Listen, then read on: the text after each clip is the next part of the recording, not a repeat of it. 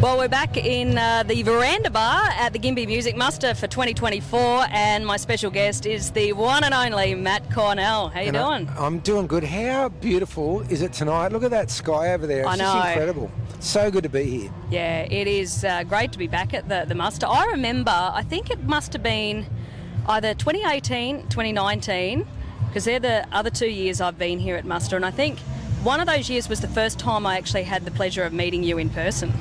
Wow, so 2018. I mean, because I've come here so often, I wonder, was I with Brandy or Outlaws? No, or? I think you were just on your own. Yeah, right. Yeah, okay. I remember it was backstage. Literally, you were just about to step on the main stage.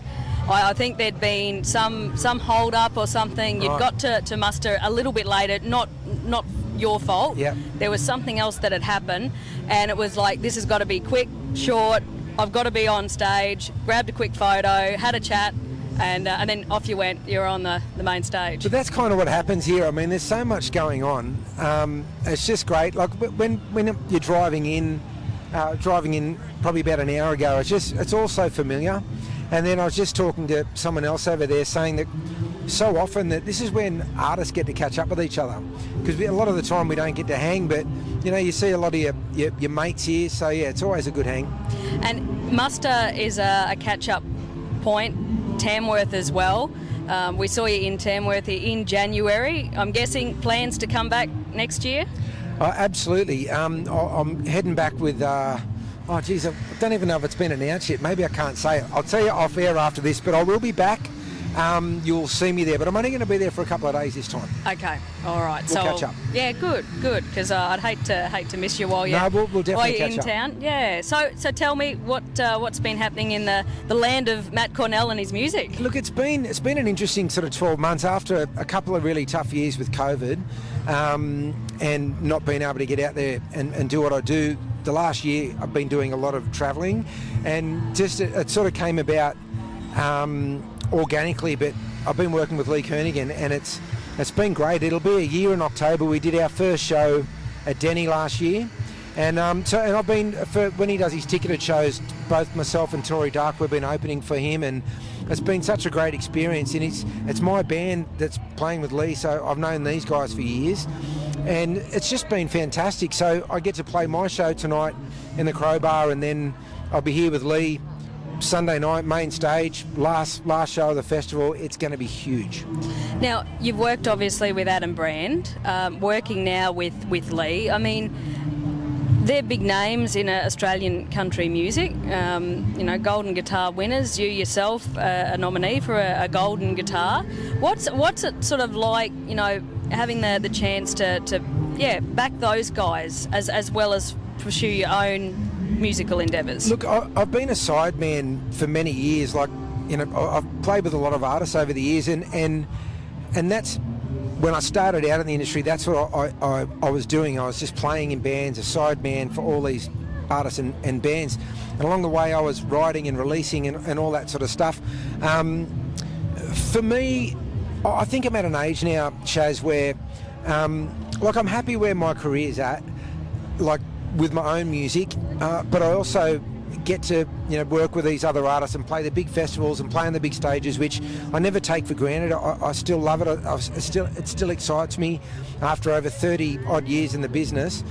But for me, I do my music because I sort of have to. I just love it, and I love writing songs. I love getting out there and performing my music, and when my songs hit and connect with people, I love that. And so I've got my little fan base. I don't consider myself one of the big country artists, but I've been working hard for many, many years. I've put out 5 records, a lot of singles, and I've invested a lot of time, energy and money into my career. And so I still love doing that, but to be able to work with these other guys who are still at the top of their game. I mean, I've been with Adam 15 years, and although I'm working with Lee at the moment, I'm still doing stuff with Adam, and we're brothers, we're really good mates. He's one of my best friends. But to work with these guys, you sort of, I don't set out to learn from them. It just happens when I'm with them, and it's just like a subconscious thing, because I watch how they work and how they do it, and I have the utmost respect for not only them, but just any genre. When people are at the top of their game, they're doing something right, and I'm always in awe of that. And I definitely like to think it's rubbed off on me over the years. And I'm also curious, with obviously when you're performing as Matt Cornell, you're front and centre, and then when you're on stage in the band for Lee, which is more stressful? I think probably being on stage with Lee, because I think I've done a lot of my own shows, and I know my own music inside out, and I've worked really hard at that, so I can just perform and relax. But in saying that, I've done enough shows with Lee now to just, the band really enjoys the show. We like any show, when something's new, our very first show with Lee at Denny Ute Muster, 40,000 people, first show, you're really nervous. But now we've done a bunch of shows, we can actually enjoy it. But it's weird. It's like when you talk to past footballers who become coaches, and they're asked, is it more nerve-wracking being a coach or being a player? They also say being a coach, because you're sort of not in control of certain things. But for me, look, I just love, like tonight I'm going to play my show in the Crowbar. It's going to be to a smaller crowd than main stage on Sunday night, but it'll still be a thrill. I still get off on playing my music and watching people react to it. But Sunday night, I'm going to be standing on that main stage with Lee, and Lee's all about, he likes to lift us all up, and he's not like you stand back there. You'll see Sunday night, we're running around the stage like mad men and women, and he encourages it. He's like, come out front, come and have some fun, put on a show. So yeah, I'm in my element when I'm doing those big shows on the big stages. That's what I love. That's what I was born to do. Yeah, no, it's awesome to see, and every time I've seen you on stage, you can just tell you're having the best time. Well, I grew up in a show business family. My mum and dad were performers, and I used to go watch them.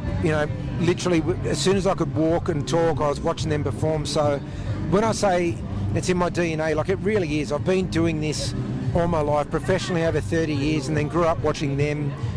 Been studying music since I was a little kid, so I was born to do this, and I absolutely love it, and I don't take it for granted. Even though I've worked hard to be where I am, I don't take it for granted, because not everyone gets to do this, so I turned 50 last year, and I think that was a moment for me of just gratitude, and to still be doing this, after all these years, I absolutely love it. Now, I know you've got to prepare for your show tonight, but one last question. Footy tipping. I couldn't catch up with you here at the muster while the footy season is still well and truly underway, and not chat to you about the footy tips. Well, as you know, for those listening, we're in this tipping comp together. The first couple of months, I went out of the barriers so hard. I was leading, I was feeling so good. And as I said to you just before this chat, that's the thing about tipping comps. Even if you're winning or you're up the top, it just takes 2 really bad rounds to drop you right down in the pecking order, and that's what's happened. So this weekend, I've picked a couple of roughies. I tipped the Tigers last night in an upset, and I got that one. So who knows? It's not over yet, mate. I think we've got 4 rounds to go. So fingers crossed. There's some really fun competition that's sort of happening behind the scenes in the 2TM Footy Tipping All-Stars comp. And there's a few people who have had their sights set on, trying to beat you on the leaderboard. Wow. So... Well, I don't know who these people are, but you can tell me when we finish this chat, and I'm going to keep an eye on them. But at least I know I don't have to worry about Link Phelps. Link, we discussed before. I think if anyone's going to get the wooden spoon, it looks like Mr. Phelps is going to get it. If you're listening, Link, sorry, brother. Well, Matt Cornell, thank you so much for catching up with us backstage here at the Muster. Enjoy tonight, and look forward to chatting again real soon. As always, Shaz, it's a pleasure, and thank you for your ongoing support. I love you, mate.